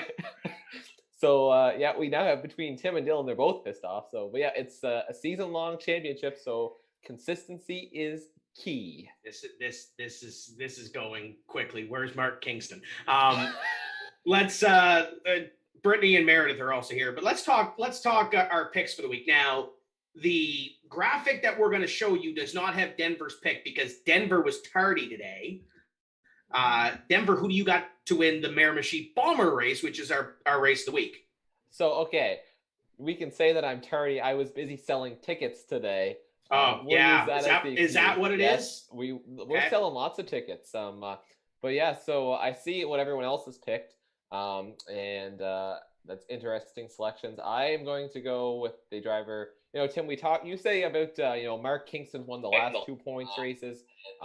Timmy Blakely has won a race last year, and he is going to win another one, I believe, on Saturday. That is my pick. Car number 69, Timmy Blakely, is going to get me the points lead. Mr. Langell, who do you have for Saturday? I am going to pick the guy that helped me get on the track back in October, and that's Adam Blord in that Daniel Suarez car. And watching that race live on Tim's Corner TV, he looked real fast, but he got in that little wreck in the heat races, which kind of set him up for a hard day. He got on the podium towards the end, but you watch that number 11. Is he number 11? Either way, the Daniel Suarez machine is going to be charged into the field. He's going to be at the front of the field. I'm telling you. I'm playing point-wise now because I need to keep the point lead, unlike Dylan, who's going big and going home and falling to third in points every week. I've got Mark Kingston. It's hard to beat a guy that's won the last 2-point races. Even though with that the system where you have to do the points and come from the back and whatever else, still far and beyond the best car of the last 2 races. Brittany and Meredith aren't here on the call to defend themselves, but they did pick Jonathan Dixon. Brittany had said we love a good comeback. So that's where those two are. You can make your pick at timscorner.ca/fantasy picks. So you can go there. There's a Google form. You can fill that out. Every correct pick that you make this season will go into a draw at the end of the year. And we're going to make a draw for something. I got to talk to Keith McIntosh sometime this week. Can I win? Throw some wing. Well, you can. Can I win something from St. Louis? You could. Maybe we'll get you a pound of wings or something. You're not allowed. Are you allowed to go there after this week? I don't know. We the Hab fans are whiny and crying after the loss, and I guess he was crying in his wings, and now he doesn't want these Leaf fans showing up. I don't know. Where are the Leafs? Oh, they're soaking up the sun. Yeah, that's the Habs are gambling like degenerates, and that's why they lost. I love Las Vegas. I don't know about you. Yeah, they put the loss in Las Vegas. There you go. Excellent. Once again, timscorner.ca/fantasy picks. Go over there and make your picks. The majority will become the fan pick, and that'll gain the points. But if you pick the right driver, you'll go into the year-end draw, and we'll make a prize. And if the fans win, we'll make it bigger. How about that? But speaking of the Miramichi Bomber Division, our next guest here on the show is driver of the number 97 car. The last 2 races, point-wise, he has gone to victory lane. It's Mark Kingston. Mark, welcome to the show. Thanks for taking some time out tonight. Hey, guys. Thanks for having me. So I guess we'll start with that target. Is there any pressure, any target on your back after those 2 wins? Well, Adam Plord put a little challenge out to me today, said there's a target on my back. I got a new mirror so I could see him coming today. So anyway. So this Bomber division started out last year, obviously with COVID and everything else. It's kind of the story that we've seen the last couple of years, but I guess we'll start at the front. How did you get your start in racing? Well, when I was in high school, we always get into the demo cars, and I did that for a few years, and then I was kind of away for the track for a few years, and then last year, Jacob Smith's car was just sitting because he was away working, and he said, go try it. And I jumped in it, and I ran 1 practice, and I said, yeah, I need one of these. This is fun. And I had a lot of good friends that were in the division. So then I found one and rigged one up and worked on it ever since. Obviously, it's still it's kind of infancy, but it's growing to 15, 20, 25 cars, and everybody is so competitive. Obviously, the scoreline the last 2 races has seen the 97 there, but there's been a good dozen cars that could have won going in. What makes that division so fun with all the cars and all the competition that's going on? What drives it for you to be there every week? Oh, it's great. Like last year, we had, I think, 5 different winners of features. Everyone's just I think everyone's starting to figure it out now. But last year, everyone was kind of all over the map. But at the end of the year last year, it was getting pretty clean, and it's good racing. It's good fun. We are live and interactive here this evening with Mark Kingston. Be sure to drop us a question or a comment. Dylan, I see that your pick is already over there in the chat. Yeah, Mark, Adam Plord is watching. And Mark, great to chat with you here tonight. He wrote, I'm coming for you, buddy. So he got a little tangly last race, getting in a wreck in the heat race. So he kind of came from behind. And how big of a threat is Adam going to be coming up on Saturday? He'll be good. He's always there. Actually, his wreck helped me because I drew 25 for card last race and started last in that heat, and Adam had the wreck, and I got around them, and that kind of opened the door for me. I go in that heat and then started second, I guess, in the feature. So no, Adam, he'll be there. I won't be looking behind. I'll probably be chasing them. Let's go back to that heat race. What did you see? That was like the first lap or second lap going into turn one. You see everyone stacking up. How did you avoid that? Yeah, I just happened to be on the outside, and I cut her to the wall, and it worked out. And everybody, I think I ended up third. Jonathan was right in front of me, and I got a good restart, and eventually got a lap traffic, and then ended up winning that heat. But yeah, I was lucky. I could have been all tore up there too. Adam did good to get back for the feature because his car was in bad shape. Well, folks, Mark is here with us for a little bit, and we're talking Bomber Division, somewhat newish to the Maritimes. We got it up in Sydney, and now we got Miramichi, Tim. Yeah, and there's a little bit in Shediac as well. For those that might be watching on the Maritime Pro Stock Tour Facebook page, Mark, that are used to seeing a template-style super late model, for those that might not have seen the Bomber Division in Miramichi last year, what's the cars, what's the composition of the division, and how easy is it to get into one of these cars? Last year there was kind of a list of cars we could run, and then in the off season we had a rules meeting, and we basically made it now that we put a horsepower cap, 250 horsepower, and any front wheel drive 6-cylinder four-door car under 250 horsepower pretty well, and we're allowing Monte Carlos but yeah, there's a lot of options out there. It kind of reminds me of the start of the Scotia Speed World Truck Division back about 10 years ago, where everybody's excited to get going. The car count comes up, and it seems like you guys in the pits, the camaraderie in the pits is pretty good too. I know you guys 9 times out of 10 get along, right? Yeah, I know everybody tries to help out everybody. We're all running low budget teams, and we try to help out everybody. It's great. We had, I think, 17 cars last race. I think if I count right, it should be about 19 next ones. So, I mean, we're trying to get the car count up, and it seems to be working. So it's a brand new season. Obviously, with COVID, the other tracks in New Brunswick have either had a race lost or moved. You guys are still on schedule. You've had that 1 month break. So how much are you itching to get back to the racetrack on Saturday? Oh, I can't wait. I wish we could run every weekend, but no, it should be good. I see Petty's running Saturday, so might not see the street stock numbers up here, which I wish we would, but no, it should be good. We got the open wheels and the demo, of course. It should be wild and crazy. Now, longevity-wise, thinking big picture, are you going for that championship this year, seeing that you have the first place in points already?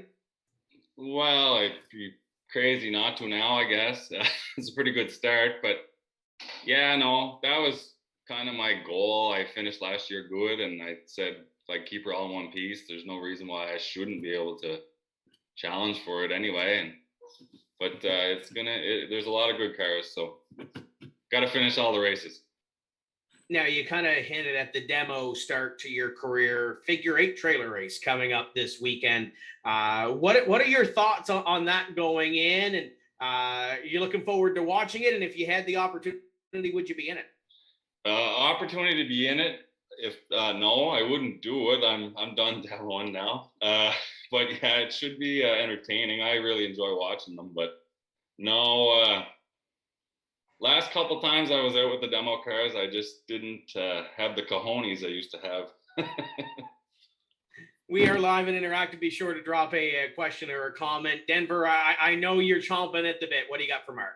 Okay, well, first of all, Mark, I apologize in advance. Tim picked you to win, so that means that's an automatic black flag on Saturday. Tim forgot that I control the flags, so I need to get ahead. We got to play some games here, so I'm going to come out with the points. So, well, hold on. So you're black flagging everybody but Timmy, right? Is that what you're going on? Okay. Correct. 10-4.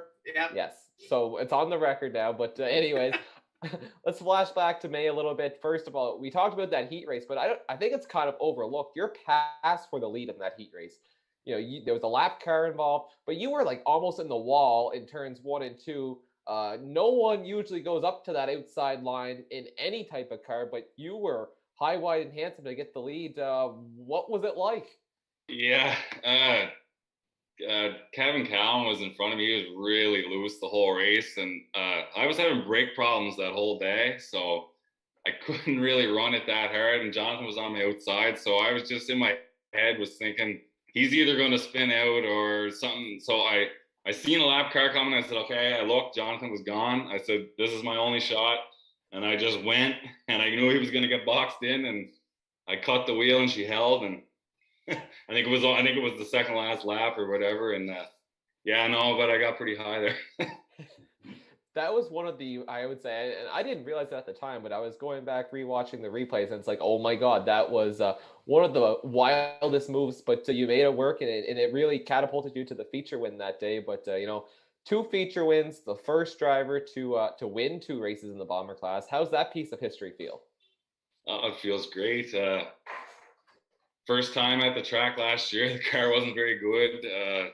Learned a lot about setup, which I didn't really have a clue about until we started playing around, and did a lot of reading this winter and tried some things, and so far so good. But it's the car was working good last race. I got a little more brakes, so hopefully that helps me Saturday. So there's lots of talk about that last race, but your first win that came last year in the fall shootout on a big stage, that's the biggest day of the year at Speedway Miramichi. There's people from all over the Maritimes for the very best fall shootout, and you put on quite a show. You had some challenges from Timmy Blakely and Jonathan Dixon and Casey Munn, but you secured the win. What do you remember from that big first win? I just remember I drove first, I think, and I was really nervous because I never started on the pole in my life, and except for like a backup race or something. But I was nervous, and I just held the bottom the whole race, and I just said, well, they can't go by me on the inside, so that's all I'm going to do, just hold the bottom. And ended up winning that heat. And then I think I started second in the feature. I think that's how it went. And I jumped out, got the lead, and Timmy raced me side by side for, I think, 12, 13 laps or something. And I think he started overheating. And then there was a couple of cautions, but I was able to hold on. But that was my first feature win, so it was pretty cool, really cool. So looking to this Saturday, as Tim alluded, so being the most recent feature winner, that means you have to start at the back for this race on Saturday. It has been done before. Timmy Blakely started at the back for the last call race last October and found his way to victory lane. What's it going to take for you to come from shotgun on the field? Stay out of trouble, I would say. Gonna have to try to make some passes on the outside. I think that's if you can pass on the outside, I think that's what Timmy had figured out that race was passing on the outside and stay out of trouble. Looking ahead, we've talked points, but there's a pair of big races on the schedule, and the first one is coming up, the race after the Day of Eights on July 10th. Firecracker 50, that's the name of an old sportsman race. It's kind of being reinvented as a bomber race at Speedway Miramichi. What do you think when you hear Firecracker 50 for the bomber division? I think that's 15 more laps. I got to save my tires, really. But the car's set up all right now. I think we just have to be patient and put some good rubber on the front of it and stay out of trouble and try to get out to a lead.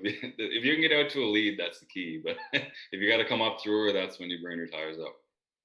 So, after the year's all done, as if 50 laps wasn't enough, we're going to throw a 100-lap endurance race at you for the last call in October this year. No points, no nothing. It's just one last race to go, have some fun, and try to survive for 100 laps. What's it going to take that day other than saving your tires for a long race like that? A hope and a prayer, I would say. No, same thing. We're just going to have to be patient, but it should be fun. That's going to be an interesting race. We're not going to run any yellow flags or anything, I don't think. So if we got to change tires, we'll have to go in and come out. It should be fun. We might give you the halfway breakout. We're still working on the details for that. But the sportsman guys come on here and complain that they can do live pit stops on a 200-lap race. So you might have to throw a wrinkle in there somewhere with these guys. Competition caution, like the snowball derby, where they don't lose positions or something like that, maybe?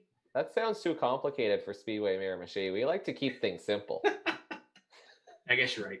We like it simple, Maybe we'll see. Maybe we'll just let you go for 100 laps, and whoever can save the tires the longest, we'll give the trophy to. We'll do pit stops right in the middle. That would be fun too. There we go. Halfway break, bring them all out on the front straightaway, bring the crews out like we do on the Pro Stock Tour, or put them in the infield and give them 10 minutes. It's exactly what you got to do. That's the halfway break, I guess. Would 10 minutes be enough for some of the pit crew members, Mark? They're not really, I wouldn't say most of them are experienced in making fast pit stops. Well, when you talk about pit crew members, that's me, so I'd have to get out and change my tires. So yeah, I get 10 minutes, I could do that. So how are you going to get the tires on the track? You have to keep them in the car, and then, that's going to weigh you down, and then... We never worked out the logistics yet. Well, maybe we make that a trailer race. You haul your 4 tires around till halfway and then change your tires and drop the trailer off. Yeah, that could work. Back to seriousness, we Bomber class is in Miramichi. Shediak's got a couple races scheduled, but is there any other tracks you would like to personally try with your bomber car, or are you comfortable just sticking with Speedway Miramichi? I'd like to try it if we could get the guys to go. Like if Petty could do something, I'd try Shediak. I just wouldn't want to go alone, as long as a few guys would go and we kind of were on the same page with the rules and stuff. Yeah. No, I'd love to. I'd go. But the wife would probably kill me, but I'd go. It's only a rake-in. That's what everyone's always told me. Shake it over. Dylan, how's social media looking? I'm sure we must have some comments rolling in for driver of car 97. Well, Jordan Vino's commenting on that whole pit stop deal. He wrote. By the way, no, go ahead with the comment. Well, he wrote, "We are not allowed to change tires in that 10-minute stop." They're not allowed to change air pressures on the front straightaway, are they?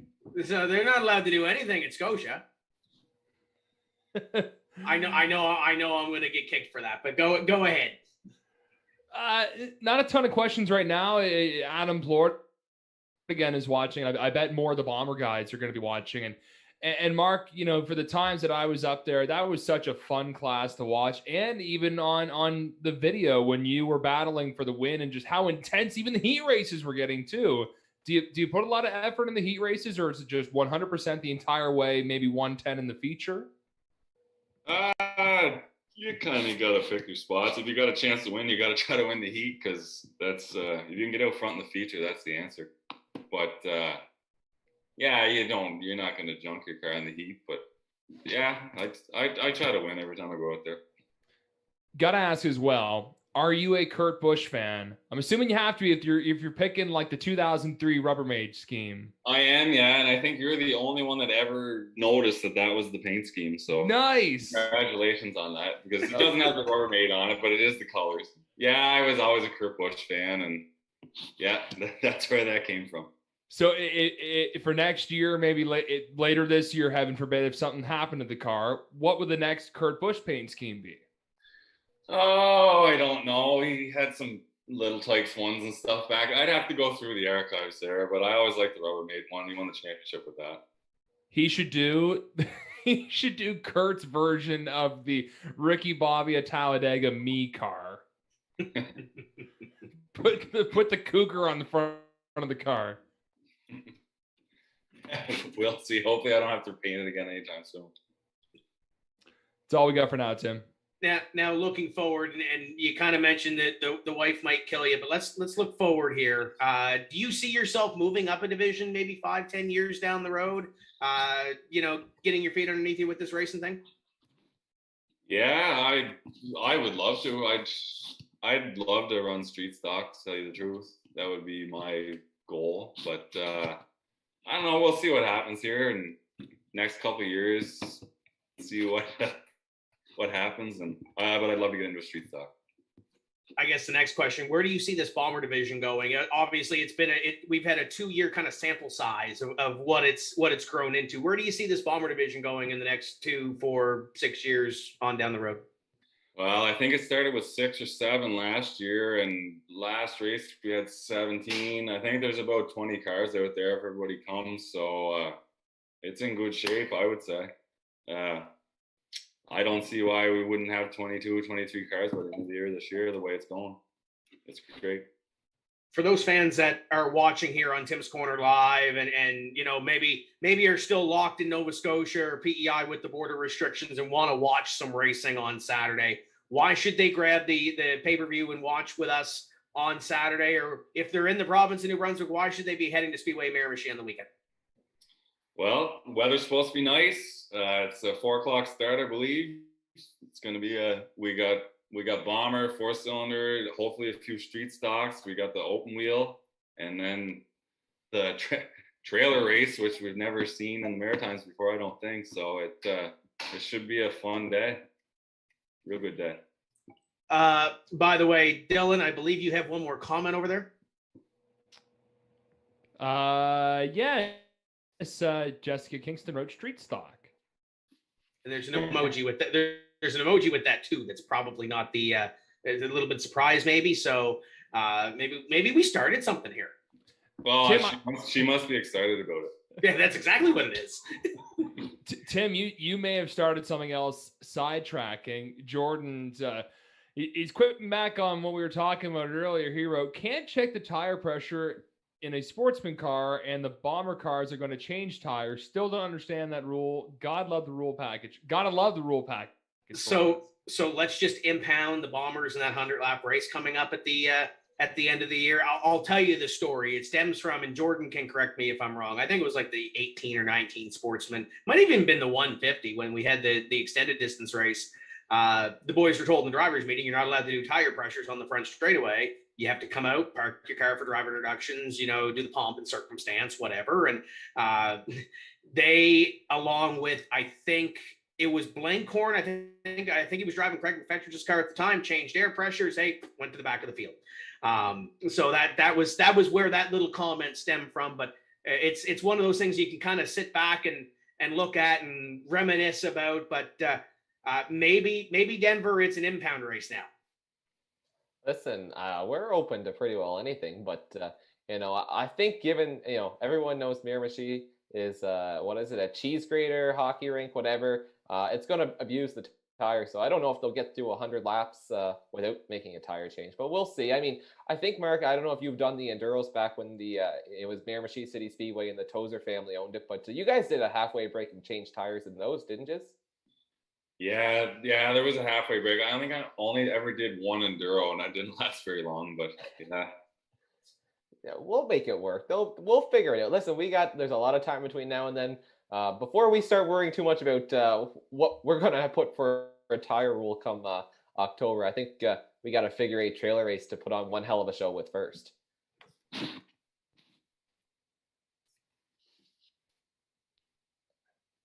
Yeah, looking forward. It's going to be a big night coming up on a Saturday. So if you are in the province in New Brunswick, you're going to want to head to Speedway Miramichi. If you can't make it, maybe you are at Petty International Raceway for the Pro Stock race. You can head over to timscorner.tv and either watch it live on your phone as you're at Petty Raceway, or you can watch it on demand as well afterwards. Mark, I know you don't do it alone. You did mention that you are your own crew. Is there anybody else that helps out from time to time on that race car? Any sponsors and anybody you want to thank for helping you get to the racetrack each week? Yeah, our fellow racer, Jacob Smith, we kind of help each other. Well, he helps me more than I help him, I guess. But he helps me. I got some sponsors. Vi Construction lets me use the trailer and their garage, and I couldn't do it without him. Joey McMillan at McMillan Auto Service. He does all my mechanical work on the hoist and that. Post-Tech Screw Piles in Miramichi help out, and Newcastle Ready Mix. This has been fun catching up with you. We wish you all the best on Saturday. Go get them and bring home a win, because I need points for our fantasy league. Not a problem. We'll do it. That's Mark Kingston, driver of the number 97 when it comes to the Miramichi Bomber division. And you'll be able to watch out for him coming up on Saturday at Speedway Miramichi. You can listen to this show back if you missed it the first time. You can listen back on several podcast platforms. They're all on your Stream Plus Apple Podcasts. So that'll be up probably later on tonight, if not tomorrow. So go check that out if you did miss it, or tell your friends. They can look at the archive here on Facebook. Gentlemen, there's another show. 2 hours have flown by really quickly. Thanks to Kent Vincent, Mark Kingston, and Zean Dutcher for being a part of this one. But Denver, you're ready for a big day at the racetrack. Phase 2 is now in New Brunswick. So you guys are ready to go. How excited are you on that scale from 1 to 10? 11, maybe 12. I don't know. Maybe we're breaking the scale here, but this is going to be a big event, and there's a lot of hype for this one. So what more can you ask for? Speedway Miramichi is such a unique experience, grassroots stock car racing, and that's really the big thing. We don't have the late models. It's all grassroots racing combined with the wild and crazy demolition events and the first ever figure eight trailer race. I can't wait to see what Saturday brings. I know it's going to be exciting, and I know we're going to talk about this one for a long time to come. Dylan will be watching it again from home. So if you're in the province of Nova Scotia, or you're up in Prince Edward Island and maybe can't get across, or anywhere you are, we're a part of the Speed Sport TV family. So head over to timscorner.tv and be a part of the action. But what are you most excited for on Saturday? Well, there's a couple things, Tim. Well, number one, part owner of Nashville Super Speedway. We've got Here we go. We got through an hour and 56 minutes of this show without mentioning Nashville Super Speedway, but continue. We've got our opening weekend coming up, the Ally 400 and the trucks and the Xfinity. That's going to be fun. Superstar racing experience, which was a blast to watch from Stafford. I know Paul was there with Vidane TV. He was watching in the stands. We were messaging. So they're going to be at one of the dirt tracks this weekend. Can't remember which one.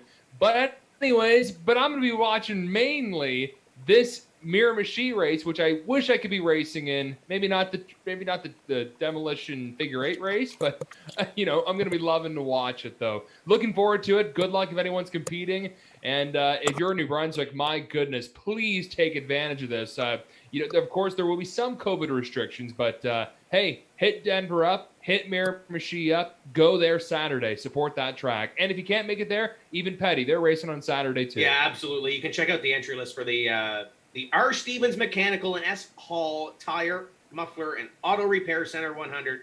Big name, big race. Coming up on Saturday at Petty International Raceway.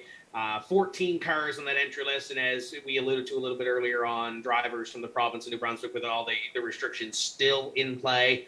Hopefully by the next weekend and the weekend after, we can start to see some more of those drivers from Nova Scotia and the island make their way over for those big pro stock and sportsman and mini stock races. I know the next week, the first show everybody's been telling me, June 23rd is at Atlantic Bubble. The first show afterwards is Speedway 660 for the Atlantic Modified Tour and a couple of support classes as well. And I know Shediac is supposed to be running that weekend as well.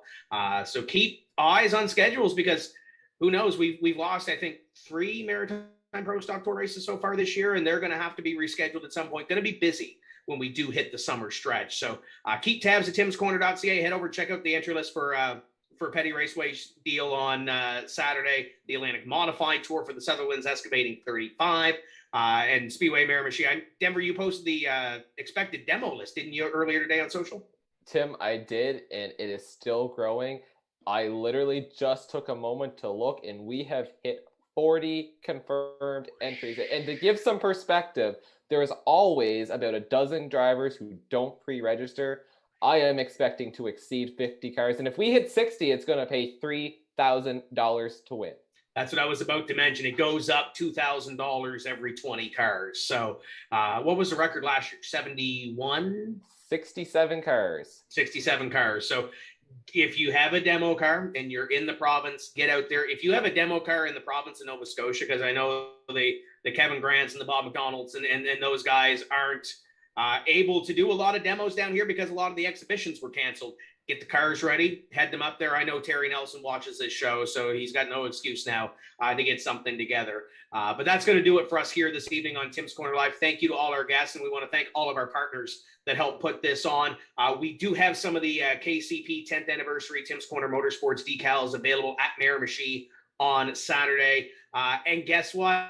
We may have some shirts coming up from LJ Designs as well. Still working on the final couple of end game on that one, but if not, they will be available once that bubble opens at Speedway 660 coming up next week. St. Louis Bar and Grill, EIT Race Radios. I know they were big for you guys this week too, Denver.